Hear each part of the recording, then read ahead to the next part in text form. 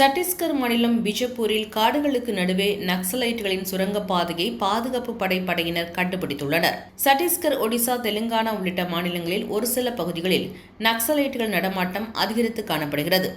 நக்சலைட்டுகளை ஒடுக்க மத்திய, மாநில அரசுகள் பல்வேறு நடவடிக்கைகளை எடுத்து வருகிறது. நக்சலைட்டுகள் மறைந்திருந்து அவ்வப்போது காவலர்கள் மற்றும் பாதுகாப்பு படையினர் மீது தாக்குதல் நடத்துகின்றனர். இதையடுத்து பாதுகாப்பு படையினர் பதிலடி தாக்குதல் நடத்துகின்றனர். இதில் இருதரப்பிலும் உயிர் சேதங்கள் ஏற்படுகிறது. இந்நிலையில் கடந்த சில தினங்களுக்கு முன் சத்தீஸ்கரின் பிஜப்பூர், சுக்மா எல்லையில் நக்சலைட்டுகள் நடத்திய தாக்குதலில் பாதுகாப்பு படையைச் சேர்ந்த 3 வீரர்கள் வீர மரணம் அடைந்துள்ளனர்.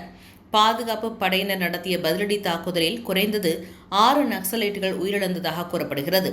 இதையடுத்து சத்தீஸ்கரின் தாண்டேவாடா, பிஜப்பூர் மாவட்டங்களின் எல்லையில் அமைந்துள்ள கிராமங்களில் பாதுகாப்பு படையினர் தேடுதல் வேட்டையில் ஈடுபட்டனர். அப்போது பிஜப்பூர் மாவட்டத்தில் காடுகளுக்கு நடுவே 20 மீட்டர் நீளமுள்ள சுரங்கப்பாதையை பாதுகாப்பு படையினர் கண்டுபிடித்தனர்.